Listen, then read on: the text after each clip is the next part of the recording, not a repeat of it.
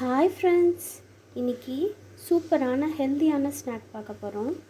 ராகி மாவு ஒரு கப் எடுத்துருக்குறோம். அதே அமௌண்ட்டில் வெல்லம், குட்டி குட்டியாக பல்லாக சீவி வச்சுருக்கிற தேங்காய்பல், சன்ஃப்ளவர் சீட்ஸ், பாதாம், வேர்க்கடலை, உங்களுக்கு பிடிச்சமான நட்ஸ் நீங்கள் எது வேணாலும் எடுத்துக்கலாம்.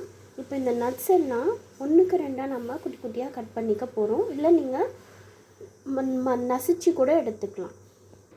இந்த மாதிரி 1க்கு 2 நம்ம நசுக்கி எடுத்தாச்சு.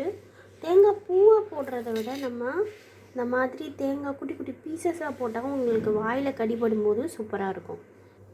இப்போது இந்த ராகி மாவில் நம்ம வெல்லம், தேங்காய், நசுக்கி வச்ச நட்ஸ் எல்லாத்தையும் போட்டு கலந்து விட்டுக்கலாம். சப்பாத்தி மாவு பதத்துக்கு நம்ம சாஃப்டாக பிசைஞ்சுக்கிட்டால் போதும்.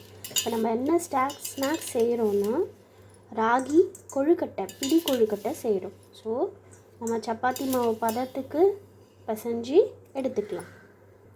கூட கொஞ்சம் டேஸ்ட்டு என்ஹான்ஸ் பண்ணுறதுக்காக சால்ட் கண்டிப்பாக ஆட் பண்ணிக்கலாம். இதில் நீங்கள் வெல்லம் கரைச்சி சேர்த்துக்கணுமானா கரைச்சியும் சேர்த்துக்கலாம். இல்லாட்டி நம்ம கட்டி இல்லாமல் குட்டி குட்டி பீசஸாக கட் பண்ணி போட்டு தண்ணி தெளிச்சும் சேர்த்துக்கலாம். இதில் என்ன ஒரு விஷயம் பார்க்கணுன்னா, நம்ம தண்ணி கொஞ்சம் அளவாக ஊற்றி தான் பிசையணும். ஏன்னா வெல்லமும் உங்களுக்கு தண்ணி விடும். அதனால் நிறைய தண்ணி ஊற்றி பிசையாமல் கொஞ்சம் கொஞ்சமாக நீங்கள் ஆட் பண்ணி பிசைஞ்சிக்கலாம். இப்போ பாருங்கள், மாவு நல்லா அழகாக வந்துருச்சு. இதை நம்ம பிடிக்கிற மாதிரி இப்படியே பிசைஞ்சு பிடிச்சி வச்சிடலாம். ஸோ இதுதான் நம்மளோட பிடி கொழுக்கட்டை. இப்படியே ப்ரெஸ் பண்ணி வச்சுக்கலாம். இதே மாதிரி எல்லா மாவையும் பிடிச்சி எடுத்துக்கலாம். இந்த மாதிரி பிடிச்சி எடுத்துக்கிறோம்.